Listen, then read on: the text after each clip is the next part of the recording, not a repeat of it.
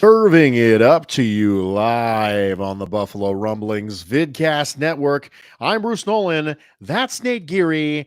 And this is Food for Thought. That's right, a show combining two of your three favorite F words. The first one is food. The second one is football. Please get your mind out of the gutter, because the third one is actually Father's Day.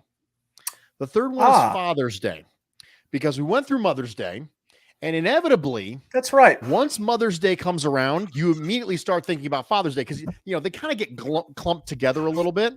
And unfairly, by the way. Yeah, you don't really recognize that Father's Day is a thing. It's almost like Mother's Day is like a reminder that Father's Day is at some point coming, and Mother's Day was just recently, and so now that happens, like, oh my gosh, Father's Day's coming up at some point too, right? I should probably not scramble for my Father's Day plans the way I did for my Mother's Day plans. Yep.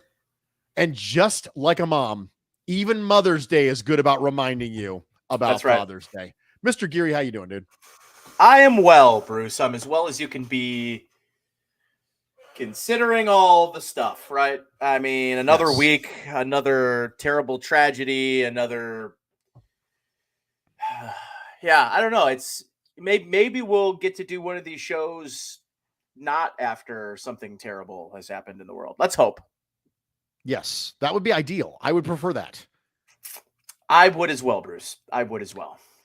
A reminder that just go ahead and just hit all of the engagement buttons, all of the necessary engagement buttons. If you could do that, that would be great. Like, subscribe, rate, review, say things to us in the comments section and all that stuff. A reminder that we are Super Chat Live. Any Super Chats we do get that are $10 or more, make sure you DM at Nate Geary Sports, proof of the Super Chat, and also that you are following at Genesee Brewery on Twitter so that he can send you a Food for Thought Genesee Brewery pint glass, because this show is sponsored by Genesee Brewery since 1878. Genesee has poured generations of brewing knowledge into each pint, can, and bottle of their beer. They make no sacrifices when it comes to their beer, brewing each with the highest quality ingredients for a consistently great drinking experience. Look for Genesee Beer, Genesee Light, Cream Ale, and their specialty line with beers like Ruby Red Kolsch and Oktoberfest. Genesee Brewery, Rochester, New York. Now, as a reminder, we are going to go through some assorted food metaphor topics. The Bills are at OTAs. There is real, actual football being played, depending on who you talk to. And we're going to talk about that, actually. I have a metaphor for that. And then at about 9:20-ish or so, we are going to have Erik Turner from Cover One on here in the Genesee Brewing Company guest hotline. We're going to have some questions for him. We're going to take a mailbag, and then we're going to go through winners and losers from this week in the NFL. And as is tradition. As is tradition. Tradition. And as we move on, we are going to kick off the entire thing with pre-gaming food. Nate, the reason why I decided on pre-gaming food as a general topic is because that's kind of what OTAs are, right? It's pre-gaming. Yeah. It's pre-gaming for the year. And so what I wanted was not to necessarily focus on our favorite pre-gaming food, but what food is it that you think really represents pre-gaming? It really represents the thing before the thing. Now, because I'm old, I recently learned from a young person in my life that any drinking done before the bar is considered to be pre-gaming, regardless of what time at which it may occur. That's right. I did not know this. I do not go to bars. I do not go out and socialize with people. So because of this, I am completely out on the pre-gaming concept. Also, I don't use Uber because my mother told me two things very significantly when I was younger. She said, don't get in cars with strangers. And then as I got older, I learned to not meet up with people from the internet. And Uber is really just meeting up with strangers in cars from the internet. We are literally combining the two things I know best not to do in one thing. Bruce, you know me from the internet. That's the only way that you know me. That's true. That's the only way that I know anybody now. You're not a stranger, though. It's fine. You're not a stranger. Not anymore, but I was. I don't get in the cars of strangers from the internet. Okay. I don't That's do fair. that. That's fair. So let's get started with pre-gaming food. Okay. Nate, I will let you get started because you were very excited about what you had. I'm excited in a way that is very lame, little dweeby. The reason let me give you first before I tell you the pregame food. Let me first set the stage of why I'm choosing the food, the ideology, the thought process behind it. So, pre-gaming, and in particular, whether you're drinking pre-gaming or you're pre-gaming some sort of meal before you go into a game and then you have more, what's the most important thing about pre-gaming, Bruce? I don't know. I don't pregame. You asked the worst possible person for the answer to that question. Because there is no person you could have possibly asked who would have known less about this than me. I don't tailgate. I don't pregame. I don't go to the bars. I don't know anything about anything in this entire realm. So let me give you some a little bit of truth here, Bruce. So the most important part of pre-gaming is never overindulging. So whether you're pre-gaming the bar and you're playing, beer pong, flip cup, you're drinking, the worst thing you could do is get a little too tuned up before you go to the bar, because then it's an early night. You're getting that taxi cab alone home, falling asleep on your couch, and then your friends, your roommates come back, and it's just a whole disaster, right? So the worst thing you could do for a pregame is overdrink before you drink, right? That goes without saying. The same thing can be said about your food tailgate or your food pregame, right? Because the last thing you want to do is fill up on the apps before you get to the main course. Because if you've got the pulled pork, if you've got fresh Italian sausage or Polish sausage, you want one, maybe two of those things. You want to save room for the main course, whether it's the drinking main course, the evening, or your meal main course. So for me, there's something my grandmother makes that is unique to her. I've never seen anybody else make it before, but I could eat 500 of them and I will never get full. And I'll always have room to get to dinner. I'll always have room to start drinking a little bit of beer. And then, because when you start to drink a little bit of beer, you don't know this, Bruce, but the common man knows this. When you drink beer, it's liquid bread. It fills you up. It makes you full and bloated. You don't want to eat. You don't want to drink more beer. She gets celery, big giant celery, right? Cuts them into, little bite-sized pieces, right around that big, right? Cream cheese and blue cheese mixed together, put on top. It sounds super lame. It's kind of lame, but the reason I went with this is I know that I can eat literally 50 of them, which I do anytime I go to my grandmother's. That's her pregame to Thanksgiving dinner. That's her pregame to Christmas dinner. That's her pregame for Notre Dame football games. Doesn't matter. I'm going to eat 50 and I'm going to have an entire full repertoire, or I should say an entire ability to eat whatever meal I'm going to have and eat it in its entirety. So for me, it's small, it's niche, it's mine, it's family passed down. Like I've never been anywhere else with the cream cheese, blue cheese over celery mix. It's just not something I've ever come across other than Graham's house. Once again, cream cheese rises up to show you its versatility. That's right. And Bruce continues to be right about the fact that the world is held together with cream cheese. It's not love. It's not human affection. Nope. It's cream, ever living freaking cheese. Sweet love and cream cheese is the Absolutely. song. Yes. 100%. Or it should be. Anyway. It should be. For me, the pre-gaming food I went with for a very scientific reason. I really loved your philosophical concept. Thank you. When it comes to pre-gaming. It was more of a concept than a true, item, right? I really liked it. I liked it a lot. I went with something very scientific. I went with something that is going to lead you to eat more food. Okay. What can you eat something of that in no way is the final thing you eat? There is nobody in the history of mankind who has sat down and said, I'm going to eat this thing and then nothing else. Salsa. Close. You're in the family. No, but you dip chips in salsa, and there's other things that you get in a bag that looks like chip bags, and that's pretzels. Pretzels. Yes. Nobody has ever sat down and said, I'm going to have some pretzels. And then that was it. They were done. They had a couple pretzels and then they never ate anything else for the rest of the day. That was it. That was done. Because the salt tricks your body into thinking that you're hungry when in reality you're actually thirsty. But the brain confuses thirst and hunger all the time. And so what you do is you have these pretzels and you go, man, I need a little something else now. I need a little something else. That is the ultimate pre-gaming food in the same way that we are currently in organized team activities, and you're getting little snippets. That's right. You're getting Matt Beauvais dropping a little thing on your timeline right there with a little picture of Josh Allen throwing a deep bomb. You're getting reports and OTA observations from Joe Biscaglia and Matt Perino. You're getting the little nuggets that are dropped, and it's like little pretzels, and you're eating them and going, man, these pretzels are making me thirsty, right? They make you want more. They make you want more. Yeah. They make you want more. It's the ultimate pre-gaming food because in no way is it ever going to be the main course. In a lot of cases, the stuff people have for pre-gaming could easily be transplanted out of the pre-gaming phase, put into the gaming phase, and really be fine. Yeah. But that's not what pre-gaming is about.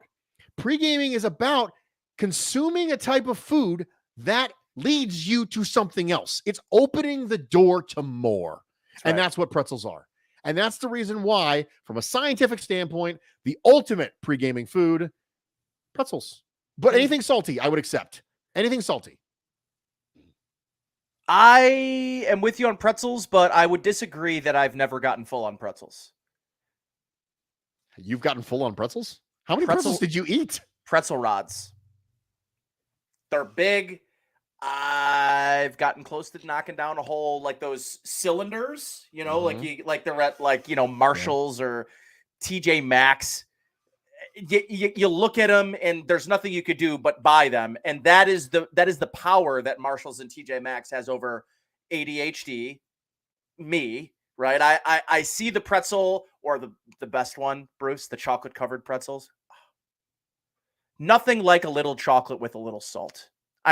There's nothing quite like it. Bruce, it's funny. I think you did this on purpose, by the way. I think that you started the show, by going into sort of like, what's your ultimate pregame food? And then pregame, OTAs pregame. And then you say, OTA, if OTAs were a food. I'm loving where you're going with this, Bruce. I'm loving where it's almost like I know what I'm doing. A little. Almost. Well. Almost. Let's not go that far. But almost like I know what I'm doing. And we're going to transition to that because the Bills, as mentioned, are in organized team activities. We saw Josh Allen throw a pass in a Buffalo Bills helmet. We saw people catch passes in Buffalo Bills helmets. But if OTAs were a food, Nate, I'm going to go first on this one. Okay. And I'm going to tell you what kind of food they would be because I've got the answer. Let's go. Have you ever had Italian meatball buns? It's very specific, Bruce. Allow me to tell you about an Italian meatball bun. Please do. It is exactly what you think it is. It is a meatball that has been cooked inside a little bun. And they're small and they're handheld and you dip them in marinara sauce and you eat them. Why what do you mean on earth? Inside of a bun? It's been cooked inside a little thing of pizza dough almost. So you take raw beef, wrap it in raw dough, bake it. You cook it. Yep. Interesting. And a little egg wash on there. Sure. Oh, well, the egg wash is incredibly important. Yeah. Dip it in the marinara and you're good. Why on earth, Bruce, would you pick an Italian meatball bun? Here's the reason why. One of the things I love about Italian food, and I've mentioned this about Taco Bell before, is that you can take the same darn group of ingredients and rearrange them, and we will keep eating them. Stromboli, calzone, pizza, it's all the same thing, right? So true. It's dough, it's meat, it's cheese, it's sauce. You're just rearranging the whole thing, and you're eating it again. And the joy of this is we keep eating all these recombobulations of the same ingredients. Retreads. The same ingredients. And we love them because it doesn't matter how they're formulated. All that matters is they're the same. In the same way, all of the ingredients of real football are here. You got the meatball, You got the dough. Yeah, that's right. You got the sauce. Now it's not real football, but all of the necessary ingredients to trick you into thinking it's real football, all of them are there. You're like, well, I can see right there. It's a guy wearing a jersey with a number on it, and he's wearing a helmet, and he's throwing a ball, and someone's catching it, and they're celebrating. That's kind of like real football. All of the ingredients of real football are there, but you know it's not real football. You have an Italian meatball bun, and you go, hey, that's pretty good. I'm not going to lie. I enjoyed eating that, but it's not real football. I still want the next thing. You have it as an appetizer when you go to a nice restaurant. It's an appetizer. It's not a main course. So it formulates itself and looks and smells and even tastes like a main course, but that's not what it is. It's the same ingredients necessary to trick you into wanting more, into wanting the main course. Nobody's ever had the Italian meatball buns and goes, good, that's it, I'm good. You know what? Go ahead and cancel that pizza. I'm not interested anymore. That gigantic Neapolitan pizza that was coming my way, right? The margarita, cancel it. I'm good. I had the Italian meatball buns. I'm good. Nobody said that because it reminds you of the main course that's coming, but it's not the main course that's coming. So the problem is, Bruce, is when you have people like me who can't help themselves, especially with an appetizer, and especially one that might be covered in Parmesan, which I'm sure these have some level of like Parmesan dusting over the top, right? Like that's hard for me to stop. Like when there's good, fresh white bread on a table at an Italian restaurant, it's almost impossible for me to stop eating it. So let me just spit something your way here. Charcuterie boards. The reason I'm going with a charcuterie board is you get a little bit of everything, right? You get to see the new look offense. You get to see a little bit of Jamison Crowder. You get to see what O.J. Howard looks like in a Bills jersey. You get to see what Von Miller on the defensive side looks like. He's coaching up players, right? You get to see Boogie Basham in his new 55 jersey. You get a little bit of everything. You get some speck. You get some, cheeses. You have some dried fruits, cranberries, right? You get some nuts, maybe some marish. What are those almonds? They're like flat and shiny. What are those called? Do you know what I'm talking about, Bruce? I do. I cannot. The name escapes me. I got nothing. I'm sorry. Someone's gonna bring it up in the chat. That's what they're there for. That's what we have listeners for. They're supposed to tell us what we have. What that is. Us when we're wrong. But essentially, Bruce, what I'm saying is, with the charcuterie board, you're not in no world are you filling up. You could eat a whole charcuterie board by yourself. The whole point of it is nothing you eat. You're supposed to combine a bunch of stuff together, but nothing you eat is going to fill you up. Nothing you eat is going to stop you from enjoying Jordan almonds. What is it? Jordan almonds. I don't think that's right. Is that what it is? No. My wife just texted me.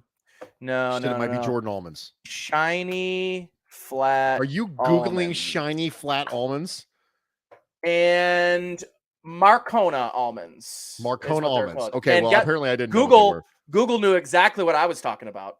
Yes, I did Google shiny, flat almonds. Google knew exactly what it was. Live right here on the show. We're learning things together. That's exactly right. You know what? This is the great part. What a segue. Learning things, right? This next, our guest for the evening, right, is, I would call him Bill's Twitter teacher, right? Like now he's got kids, so he's teaching his kids things. But if you think about it, Bill's Twitter has been Erik's kids for like the better part of almost a decade now, because he teaches us about, what to watch for during games, what happened in the previous game. So if you think about it, you're sort of like the Bill's Twitter dad, Erik, if you think about it. Wow. That's a compliment in there. Yeah. I appreciate it. And that's quite the segue from, that's something new. Flat, shiny almonds. That's a new one for me. Marcona almonds. Yeah. I've never heard of that. I was thinking you were going the macadamia route because I love me, macadamia nuts. But I as well. Yeah, that was quite the segue, man. Appreciate the compliment. And I'm excited to be on the show with you guys tonight. Erik, I want to jump in right away because I want to ask an overarching question before we get some of the film rooms that you've been working on this offseason, some of the research you've been doing on the vets that you're hoping can make a next step next year, Rousseau and Boogie Basham. I want to ask just a high-level question when it comes to Bill's film rooms. And you think a lot of the people that you focus on in the offseason, there are people that you're hoping you might see the next step from. You and I worked on a project for AJ Epinesa, for example, last year. Second-year players are a big topic of that. And this year, obviously, Gregory Rousseau became a topic of that. Boogie Basham, you're working on one for dropping Tuesday, I think, right? On Tuesday, Boogie Basham.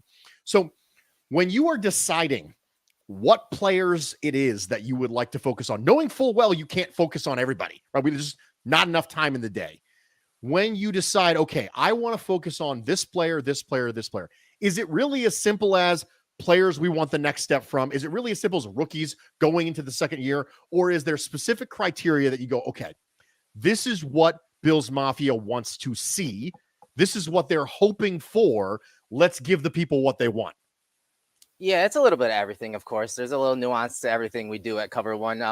So, I mean, a lot of times with all the different shows on the network and all the different writers and contributors, I mean, you get a lot of feedback from Bills Mafia, and so it usually starts with there, what are the trending topics? What does, Bills Mafia, what do they want to see? What do they want to hear? What do they want analyzed?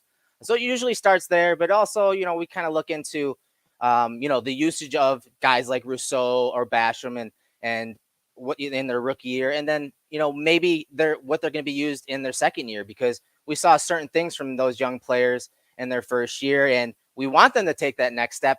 Was there anything in their film in that rookie campaign that showed that, hey, he can add this to the arsenal versus when he's rushing the passer, or maybe he can do this better against the run, like different things that come up on film. We try to find if they're improving in those areas. And we did that collaboration on AJ Epinesa and how, he was kind of up and down. And I think the Rousseaus and the Boogie Bashams had, some of those same ups and downs last season too. And, we just want to see guys like Epinesa and even the two that we're going to talk about tonight, get to another level. And AJ Epinesa, unfortunately, didn't hit that, in my opinion. We still saw some of those flashes, don't get me wrong, but we hope that guys like Basham and Rousseau, with some of the traits that they have and how they're a little more athletic than AJ Epinesa is, that maybe they are able to take that next step, and maybe the Bills can use them in ways that they haven't really used edge players. And I mean, it's something you and I talked about, Bruce, is, the Bills don't typically get the Von Miller types when we're talking athleticism, guys with bend. So, we want to see these athletic defensive ends and edge rushers that the Brandon Beane and the Bills invested in. We want to see them, add more to their arsenal, improve, and start trending up more, because as Sean McDermott said, those young guys need to play big roles. Now, follow up on that. As you're evaluating Rousseau, you're evaluating Basham, you're looking for the next step. How do you balance sharing the things that you say, hey, this guy did this thing really well, we could see more of this. Hey, we saw development. We saw different things in his game week 16 than we did week 2. How do you balance that with the negatives? How do you balance going, hey, listen, this is the time of hope springs eternal in the offseason, right? Everybody's 0-0. Every rookie is going to take a gigantic step, right? That's just the way it is. Every rookie is going to get a huge step forward, but we all know that's not true. We just saw that from AJ Epinesa. He didn't take the step that we wanted him to. How do you balance that when you're showing stuff? Knowing so much of Bills Mafia is going to be viewing this. I mean, you get hundreds and thousands of views on these things. Knowing that there's so many eyes coming to this, how do you balance showing the hope and showing the optimism and showing the things that you think, okay, this could lead to something, with acknowledging that it's not always going to work. It's not always going to be sunshine, butterflies, and rainbows. Some people are not going to take the step. How do you balance that when you're creating this stuff? Details, context, right? I try, when I do my breakdowns, they're usually long-winded. And when I show graphics on these videos that, and breakdowns, I show several different types of effects to add context to the specific play and what that person's responsibility is within the play itself. Because as you know, there's, other guys on the field with that individual player, and they're not just working together, but they're also trying to execute things from the top down, from the coaching staff, their techniques, their schemes, their assignments. So there's a lot of context that is left out when you watch broadcasts. So I try to, it's very minute, it's very detailed, and it's not for some people. It's still considered a niche to many people, but I try to, again, just add that frame of reference. Hey, this is a young player. This is what he did good in college. This is where, he can hang his hat at the NFL level, especially in year one. And this is where he needs to improve. But I'm not super harsh, because I take into account that this is a young player. He's playing in a new scheme. He used to be the man in college, and now he is low on the totem pole, and he's got to earn and pay his dues, especially when you play for a regime like the Bills have. So, I mean, I'm not super overly critical on guys because there's just so many variables to football, which is why we love it, right, guys? Like it's entertainment to some, and it's entertainment to most, I should say. But there's also so many things that are so complex about this game. And we kind of talked about it on Twitter the other day, guys, like run fits. Everyone thinks, hey, there's the ball. It's running out wide. Go tackle the ball carrier. Right. It's not that easy. Everybody has a job. Everybody has a responsibility. So trying to paint that picture of, okay, this is his job within this play on this down and distance in this situation. This is what he did. This is what he should have done. And actually, this is what he did in college, or even these situations that have arose earlier in the year. And that's the thing. Football is fantastic. But Nate, as you know, as an offensive player, coordinators, coaches, they have these play diagrams. They have these play sheets. And it's broken down by scenarios. It's broken down by situations. It's first and second down and 10, which is your base concepts. It's broken down by 3rd and 4 to 6 yards. It's broken down. All these different situations are mapped out on a defensive coordinator or offensive coordinator's play sheet. So football is really just a bunch of situations and scenarios and how guys react to it in those situations and those down and distances and, you know, in the red zone, those specific categories. You're going to get attacked in certain ways. You're going to have tendencies and coverages and, you know, different defensive fronts and how you present them and how you react to them. And if, you know, you always hear it's a copycat league. Well, that's because, you know, you have certain tendencies versus certain formations in down and distances in the red zone and open field where you're going to get presented with the same situation. And did you learn from your mistake earlier in the year? And that's where you see some of these rookies start to grow. And Rousseau was one of them. Cover One's Erik Turner joining us here on the Genesee Brewing Company hotline. Our guest hotline, of course, brought to you by Genesee Brewing Company. Erik, I wanted to, before we start to dive into any specific player, I wanted to ask you and talk to you a little bit about diversity, in particular on this defensive line, because, you know, this is a defensive line last year by the numbers. Now, the sack numbers did not really bear out that this was a top 15, top 10 unit, but overall in pressures and overall effectiveness and being able to get the ball out of the quarterback's hand quickly, this was a very effective group. Right. Well, throw it out, Erik, because, you know, Brandon Beane essentially said, yeah, we've got Ed Oliver. He's an anchor. He's a, you know, cornerstone piece to this defensive line. We've got a 1st and 2nd round pick from last year. We still got AJ Epinesa here. Otherwise, everyone else is gone. And I'm wondering now, when you look at last year's group to this year's group on the defensive line, trying to project it out, how much diversity, how much variation is Leslie Frazier going to be able to play with? And is this a move, in your opinion? Of course, this is an opinion. We won't know until the games are played, that allows them to be less reliant on trying to bring an extra blitzer, right? To bring that 5th, that 6th guy and really try to pin their ears back, get after the quarterback with 4 and play coverage on the back end. Yeah. And I mean, let's start off by saying the Bills defense was really good overall last year. And when you whittle it down to their pressure rates, they were ranked 3rd according to Sports Info Solutions with a 47.2 pressure percentage rate. So if we're talking about, you know, the different pieces they added, let's name him. Von Miller, that he does change things. You know, he can rush from both sides, which the Bills really haven't had all that much. Jerry Hughes did it a little bit over the years, but he's been more effective on one side than the other.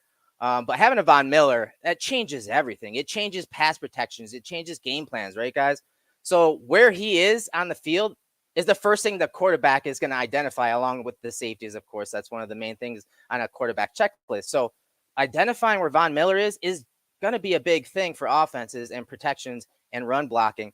So, yes, it's going to change some things and what they can do, because now Leslie Frazier has a chess piece, right? And he can move him all over the place and dictate things a little more than he has in the last few years. But the Bills were pretty good, and Aaron Quinn talked about this today on Twitter. They were pretty good when it came to adjusted sack rate, courtesy of Football Outsiders. They were, I think, 7th overall. But the thing was, it's not that they were bad, but it was in those money situations, right? We always talk about 3rd down situation, 4th down situations where the Bills just needed to bring the quarterback down, and they really couldn't. You know, they were just outside the top 10 in sack percentage across all downs last year. But when we talk about third and fourth down, guys, they dropped sacks percentage wise. They dropped down to, I think it was like 13th or something like that. Like, so I want to see them in those money downs. And that's why you go get a Von Miller, right? First of all, changing that scheme a little bit and dictating on defense a little more, but also being able to, bring the quarterback down on those money downs. And that's really what football is all about, is those money situations, those situations that you practice all week for and you scheme all week for, and those third down calls. Like, you have specific segments for that. You want Von Miller to close out drives and close out games. And you saw him do it in the playoffs last year. I want to specifically talk about the comparing and contrasting of Gregory Rousseau and Boogie Basham, because back-to-back picks last year, first and second round, very different athletes. Yeah. Very different athletes, very different types. And you have done now the piece on Rousseau. You're working on the piece on Basham. It drops on Tuesday. You got a chance to watch them literally back to back. You surely have seen the comparisons, the differences, the similarities, what you are excited about with each of them, what you might be concerned about with each of them. As you go through Rousseau and Basham, what do you draw as the most significant difference that affects the trajectory of each of those players going into year two? Well, I mean, Rousseau, it's pretty obvious. He's a big guy, and it starts with his length, right? And I thought when I compared him coming out of college, I thought he'd be a weapon that they could use across the defensive line, right? You know, he got a lot of his sacks from interior defensive line position. So I was excited about the versatility, as Nate just talked about, coming in. But he primarily played left defensive end the entire year, and they kept him there. But that length, it was really the foundation for his game, and it's really going to set up his moves coming this year, his pass rush moves, because he's got that power move, he's got that long arm, he's got the 34 3/8 arm length to really be the foundation of his game. And I mean, talk about learning from Von Miller. Von Miller's got one of the best, long arms, stab chops, and then that ghost stab moves. So he understands how to build on the long arm and those power moves. But obviously he's a little more bendier than Rousseau was. So I think one thing that did surprise me with Rousseau is his run stopping ability. He was number 3 overall, according to Pro Football Focus, when it comes to stopping the run. Their run stop percentage. He had 35 run stops last year. He had a 13.2 run stop percentage. That led the league among all defensive ends. Like, I didn't expect that from him coming out of college. Now, Of course, he had that 1 year at Miami where he just blew up, and a lot of people were just talking about those 15 and a half sacks. Yep.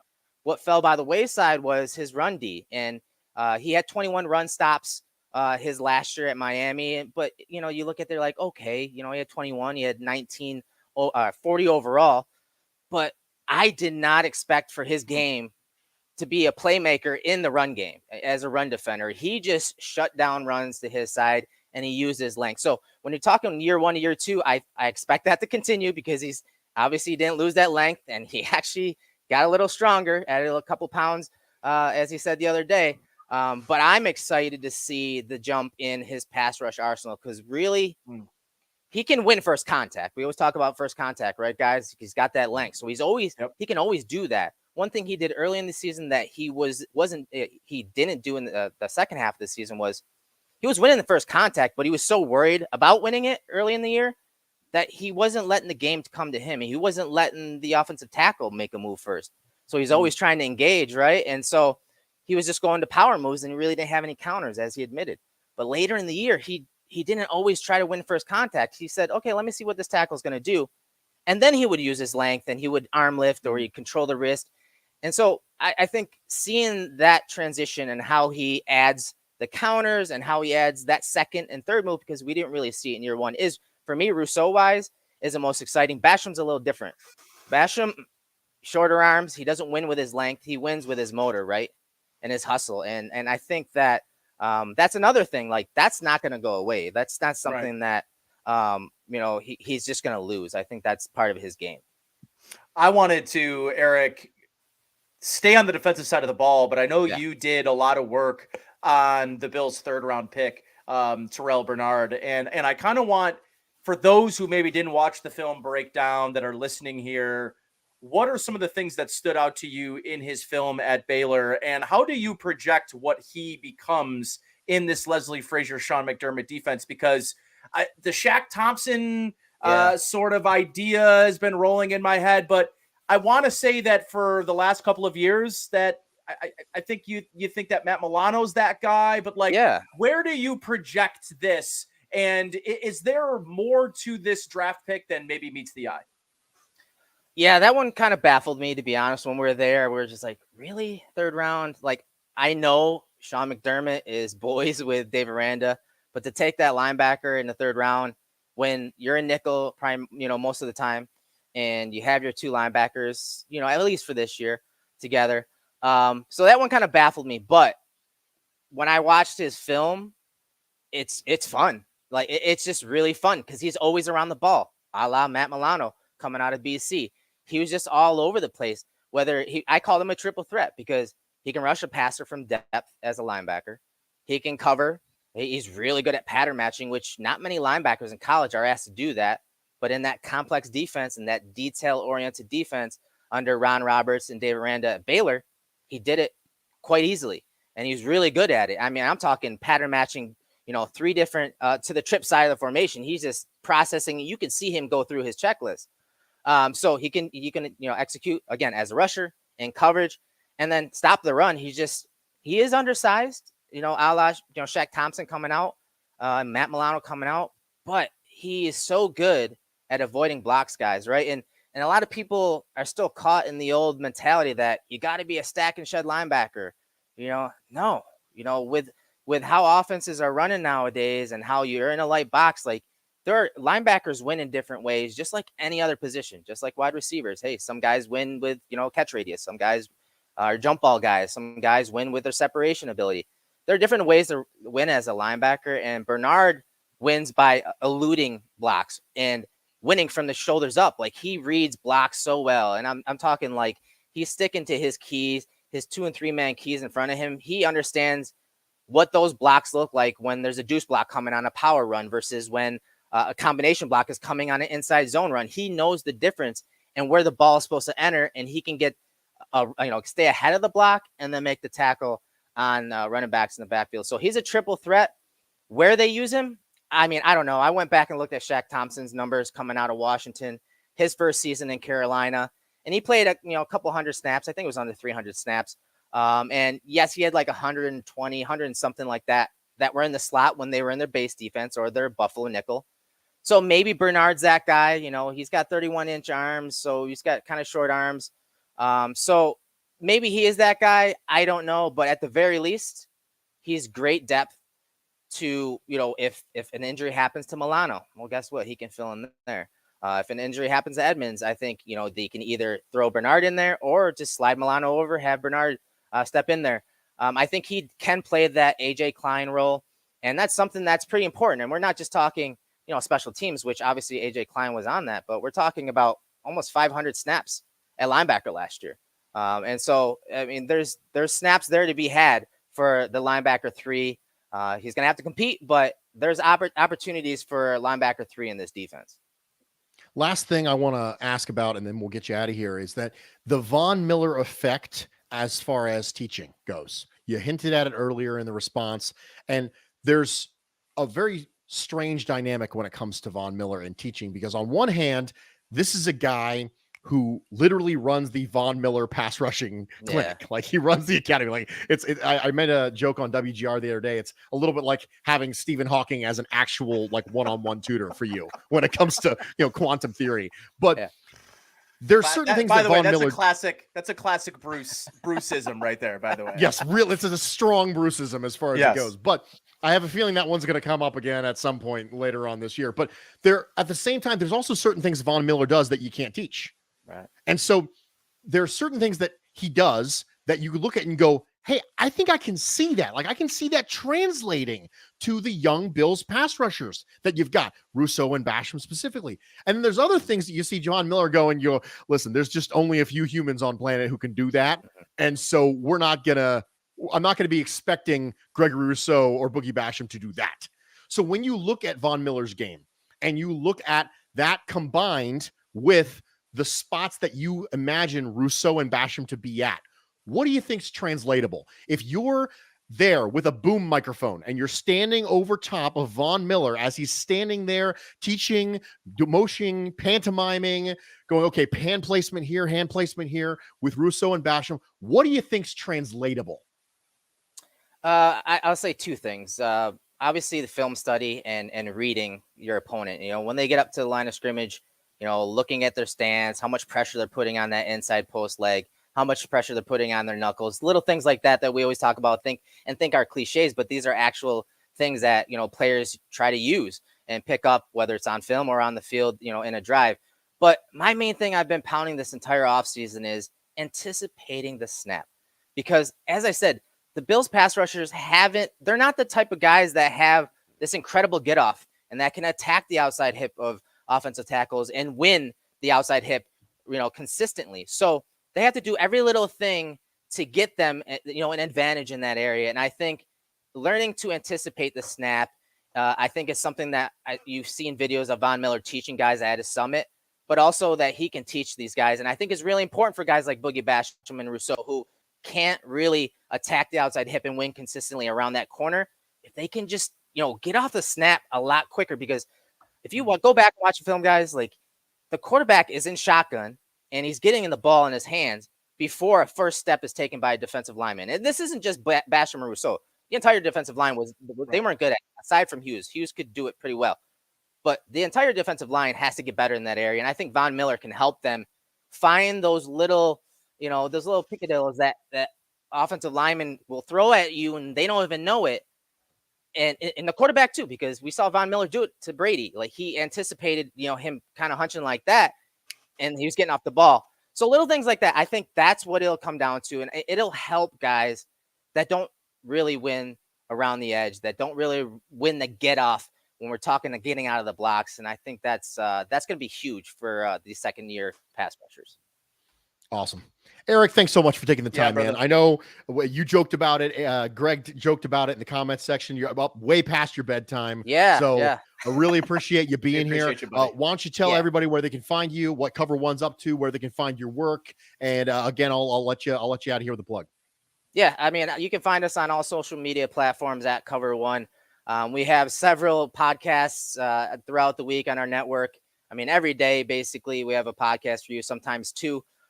We have, commentary type podcasts. We have film rooms. So I do the film room with Anthony and Kendall every Tuesday. We'll be doing Boogie Basham, a really in-depth breakdown on him this Tuesday night at 7:00. But we appreciate everyone. I mean, a lot of the people that watch your guys' show and listen to your show obviously come to us as well. And it's nice to have, this type of content for Bills Mafia, and there's enough to go around, man. I appreciate you guys having me on to talk football on Friday.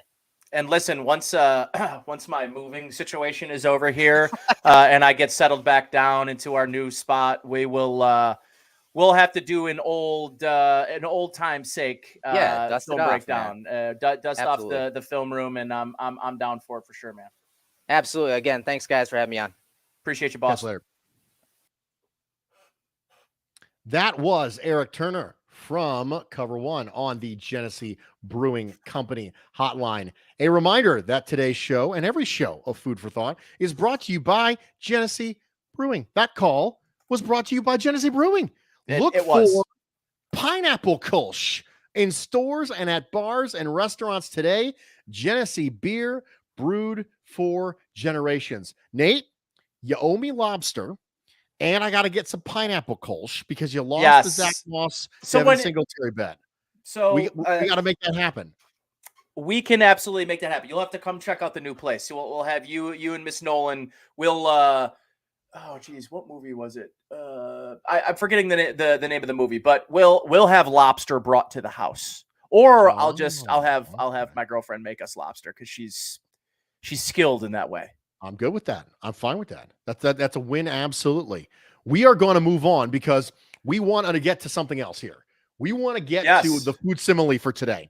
Yes, we do. And we might not get to winners and losers because we went right out of time. Okay. So we're going to do the food simile. And the food simile for today is the Bills' current roster questions make me feel like. Now, you might think this is a strange question because you're like, goodness gracious.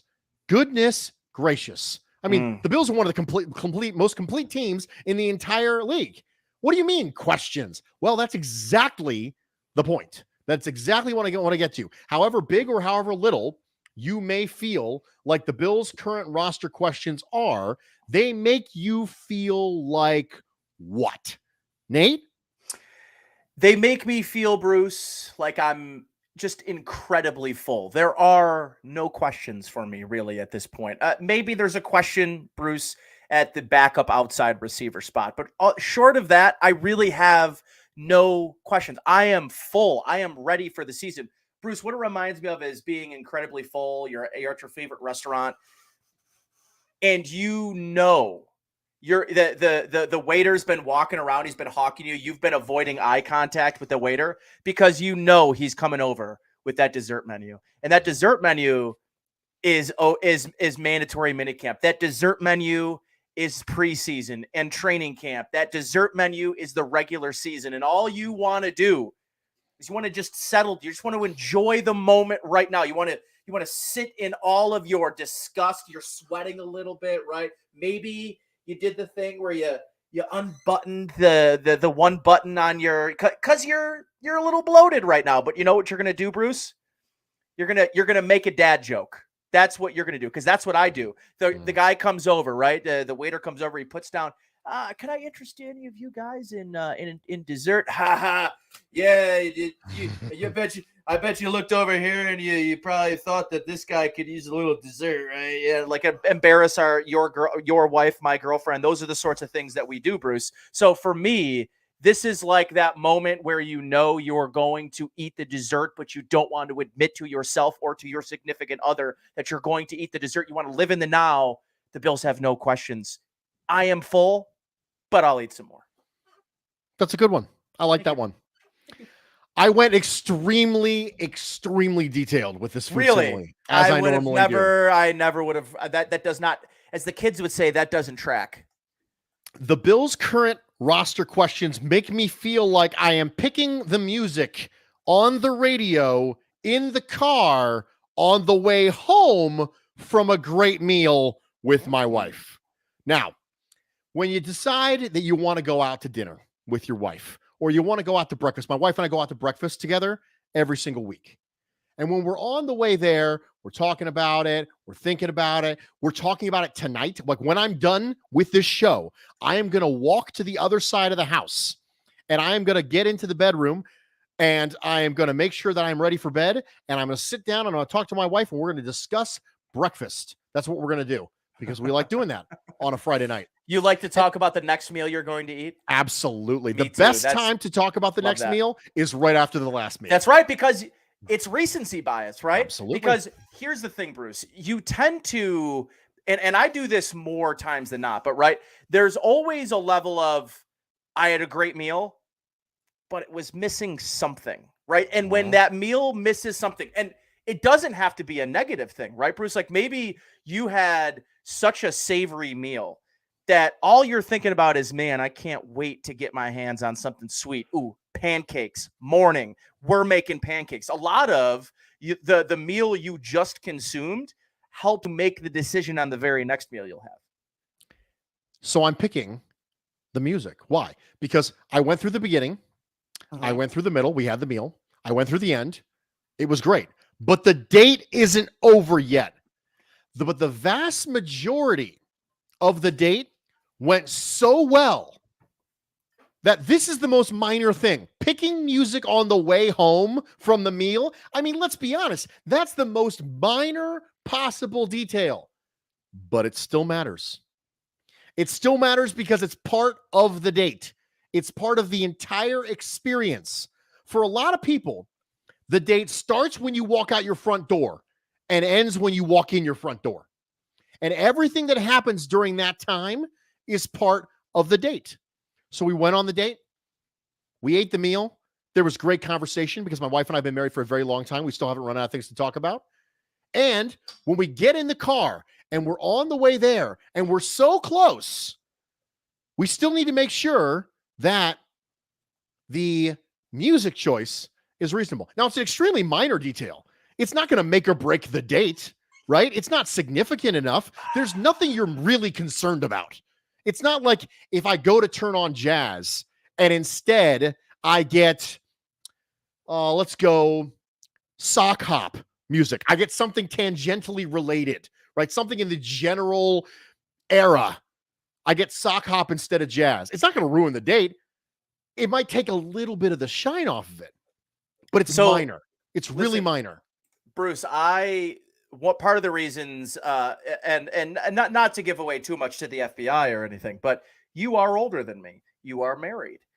This is information that I think is out in the ether. So I'm not giving away too many government secrets here or anything. But Bruce, part of what makes us a unique pairing here is your experience, right? I live with my girlfriend, and I've got to ask, does this change upon becoming married and, doing your thing and becoming grown adults?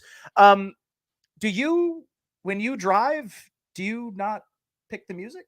I mean, when I drive, I'm picking the music. She drives, I don't touch her radio. That's sacrilegious. I don't touch it. We've got very different music tastes. So tell me, in the Nolan household, is there some sort of unspoken agreement that hey, you on the ride there, I pick the music, on the ride home, she picks it? Like, what's that look like in the Nolan household? The person who gets their choice is the person who needs it the most in that moment. That's the rule. So how do you determine that? Well, because she knows how my day was, and I know how her day was. And each of us knows if it's a tie, I'll just defer. I'll just defer to her. But there are moments where she goes, you know what? Bruce had a tough day. I may want to listen. Mrs. Nolan might be thinking to herself, I want to listen to late 90s, early 2000s boy bands. That's what I want to listen to. But Bruce... Me and Miss Nolan have a similar taste in music. Bruce wants to listen to 1920s jazz. I was going to say Bruce Benny Hornsby, Goodman, but yes. Right? Yes. Bruce wants Benny Goodman, right? That's what Bruce wants.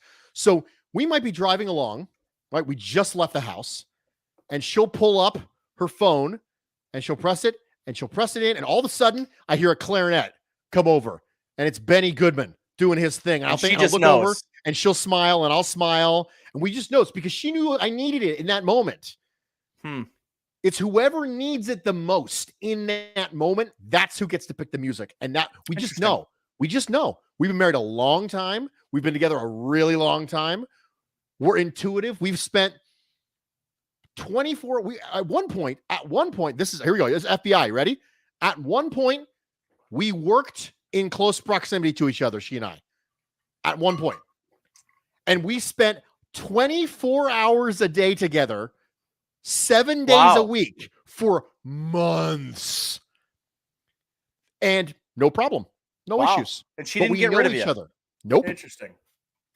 It was completely fine. And so when you know somebody that well, it's just whoever needs it the most in that moment, that's who gets the music. Interesting. I look forward to this moment in my relationship where there's a little bit of give and take. I myself, like I said, I really do not give up control of the radio in my vehicle. It's just but I offer the same respect in return. It's not like I expect to sit in her vehicle and start picking and choosing music. I don't even touch it. It's just, I think it's more of an unspoken rule. No, I get it. I get it entirely. And much like this unspoken rule, the unspoken rule of picking the radio on the way back, picking the music on the way back, is a little bit like trying to nitpick this Buffalo Bills roster. Yes, I can find it. I can find stuff, but it's so minor, all things considered, that I'm really looking for it. And even if it doesn't go the way I want it to, it's not going to ruin the date. And so that's my food simile for the way that the Bills' current roster questions make me feel. And we have a mailbag to get to before we go. Yes, we do. Before we leave, I got an email from Brandon, and Brandon said, last week's Food for Thought reminded me of the one rule I have for food I don't like. If I am offered food I do not like, but I have not had it in 1 calendar year, I have to try it. Oh, It does not matter how many times I've tried it. If someone offers it to me and I haven't had it in a calendar year, I absolutely have to eat it. No exceptions. It's why I eat shrimp every year, despite not liking seafood. This also works for foods I've never tried before, he says, which resulted in a weekend in New Orleans where I ate a ton of stuff I didn't like. The seafood and the alligator were almost offset by the beignets. Tastes change over the years. And just because you don't like something doesn't mean you'll never like it. After years of back and forth, my wife now likes green beans and I eat asparagus. Both represent big changes for each of us. Just because you don't like it today doesn't mean you'll never like it. Be open to new experiences, even if they're seafood. Regards, Brandon. Brandon, this is an absolutely revolutionary, monumental moment in human culture. Not only do I think this is a great take, I think that we would all be better off as a society if we took this stance on a lot more than just food, like music and a movie or a TV show, all that stuff. So for me, this is an unbelievable take. I don't know how you feel about this. So well, first of all, I feel like I have a lot of questions, but it's interesting that, listen, I love the concept for trying new foods. I tend to believe, so it kind of depends who I'm around. My girlfriend gives me crap for this all the time and I'm not sure why that was going over my head. Sorry. There was some sound in my ear. It was very distracting. Sorry, Bruce. My girlfriend gives me crap for this all the time. She wants me to try food, and I tend to be more conservative and stick to the things that I like when I'm with my girlfriend out to eat, or that's kind of why I like tasting menus. Because I almost feel, especially if it's a tasting menu at a restaurant that I really like, with a chef that I know personally, I feel obligated to say, listen, this is not something that I have ever tried before or would ever try by myself out on a limb. But out of respect and knowing that I think you're a fantastic cook, I'm going to try this. And that's how I tried octopus for the first time. And I've had it twice since. And for me, I've told you this, Bruce, like calamari, octopus, tentacle things with multiple legs, and the texture, the rubberiness, I still will not really go after it. To me, I've actually never had calamari ever. The reason that I've never had calamari is not because of what it looks like, not because of the texture. The smell to me is very off-putting. It is very fishy smelling. And that is just a very off-putting thing for me. So I like Brandon's thought process a lot, because what it does is it opens up you to have like something that you don't like made in a way that maybe you might like it, or might be open to trying it again, or might be like, and I'm trying to think of something that maybe for a long time I never liked. And I came around on it because I ate it a couple more times. Do you have anything in the top of your head? I'm trying to think if I've got any like real 180s, like what's a food I did a real 180 on? I used to not be able to process mustard of any type. Now, the only mustard that I don't really care for is straight yellow mustard. But honey mustard, spicy brown mustard, all these types of mustard, I'm good with. But it used to be mustard of any type I was completely out of. And the reason is I'm not a vinegar guy. Vinegar I struggle with. And yellow mustard is the most vinegary of all of the things. And so my wife likes vinegar on her French fries, malt vinegar on her French fries. I can't get behind it. I just can't. The smell is too much. I just can't get behind it. So for me, it used to be, it kind of branched into all of the mustard family, but now it's just yellow mustard. But you have got another example. I do. Zucchini. I only like it one way, but it took me until I had zucchini on a meat, zucchini, onion, meat, zucchini, onion. What is it called? Kebab. Thank you. Thank you. So for me, it took me trying zucchini that was over an open fire on a grill to say, oh, this is not so bad after all. I like this. Cause like some people will make zucchini noodles and I'm like, just give me the plain noodles. I'll be good. Zucchini boats. Also, I found myself like, okay, this is too bad. We've put meat inside zucchini. I can live with this. So I would say that I've really kind of turned the tides on zucchini because I was never, ever a fan. I just thought that no matter what you did, whenever you cooked it, it always became so mushy and like the texture. I just was never about it. And it doesn't really have a lot of flavor. So when you put it on the grill, you get that nice char to it. It does have, I think, have some redeeming values that, I guess I didn't really. So Brandon has really made me think about this, about every year allowing myself to try something that I know I don't like with the idea that, hey, maybe it'll be prepared a different way this time and I'll like it. I think it's a pretty revolutionary idea Brandon came across. I'm glad he emailed us. Listen, by the way, if you've got thoughts on the show that you'd like us to discuss, please shoot Bruce an email. We love getting emails. We love talking with, having these kind of ideas pop up because Bruce does not tell me what the email is before the show. So typically, we hop on about 15, 20 minutes before the show. We chit chat, we talk about how each other's week went and like, hey, I'm going to do this. You say this. Oh, you know what, Bruce, I'm really struggling with this last one. I need some motivation. I need some help. But he never reveals any email that he gets before the show. So I'm completely blind to it. And I didn't get to prepare for this. And I thought this was probably one of the best emails we've got. So please, if you're a regular listener, whether you listen in podcast form and audio only, you watch us on YouTube, you watch us on whatever, feel free, shoot Bruce an email. I love doing them because we get to end our show with me getting a kind of random thought or question or blurb and getting to react in real time. I love it.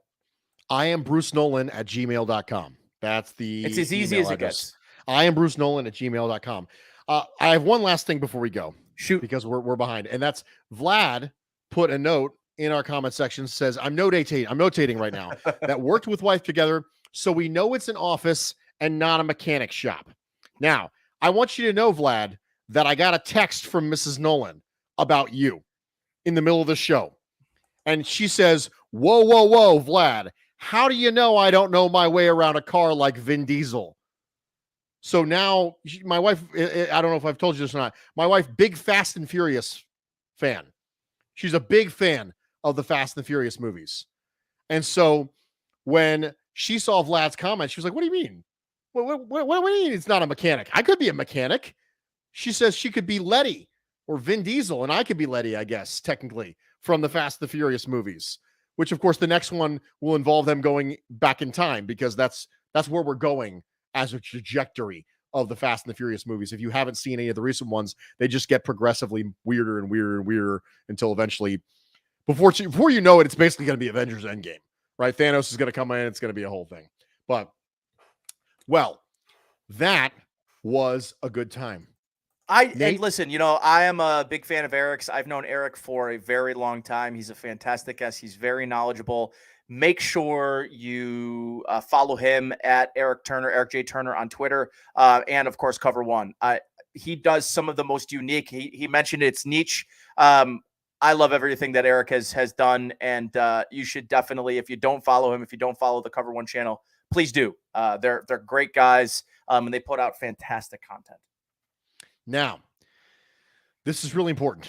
I'm not going to be here next week. That's right. I am not going to be here next week because I have a business-related endeavor I must take care of.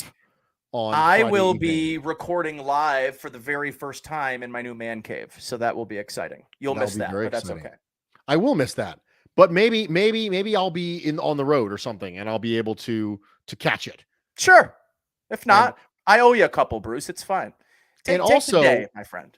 Also, because of Vlad's discussion, I think that I really feel like my wife needs to get a YouTube account and be in the comments section. I think I agree. So she can speak for herself. Because she texts you and you have to be her proxy. I think we need a Miss Nolan account. I think more people would show up for this show if they knew Mrs. Nolan was going to be in the comments. I think and I would agree with that. The only way you can get a direct line to Mrs. Nolan is by showing up for Food for Thought. Right? I think that makes sense. People would do that. They would do it a lot more if they could see how attractive she was. Then they definitely want to spend more time with her. But yeah, okay, cool. Yeah, well but then they would start to decide that they actually like Miss Nolan more than you. Well, I think they already Which like is- Mrs. Nolan more than Yeah, me. that's probably right. Like that tracks with everything that I know about my fan base. I literally had one person meme me when I had Mrs. Nolan on earlier this offseason, and the next episode I didn't have her on. Like they sent me a meme, and the meme was their massive disappointment that Mrs. Nolan wasn't on this show, and I was like, "Well, that's it. I do one episode, two episodes a year with Mrs. Nolan. And now everyone's like, co-host, please." Come So on. also, I'd like to bring this up. It's very possible and very likely that we should have Miss Nolan on the show one of these days as our guest. We really should have Mrs. Nolan on the show as a guest. Absolutely. I'm also, Bruce, I wanted to mention this to you, and this is our final parting thought. I know, and I've listened to, you put together an episode for that features a musical, and I might like to step out of my comfort zone and maybe we do a food for thought musical. I don't know. Really? You would be interested? I think I'd be very interested. Well, I have operated under the assumption this entire time that was a one-off and it was never going to get any better than that. But I think if you had a doo-wop type situation, I kind of feel like maybe throw a harmonica in there. I don't know. I'm spitballing live at 10 o'clock on a Friday night. Ladies and gentlemen, we did it. Not the spitballing. I mean, we did that too. But we did the entire show. Thanks again to our guest, Erik Turner from Cover One. Yes. Thanks to Nate Geary. I hope you enjoyed it. I hope this was fun for you. I hope you felt we had good energy. We talked about some fun stuff. I hope this made you smile.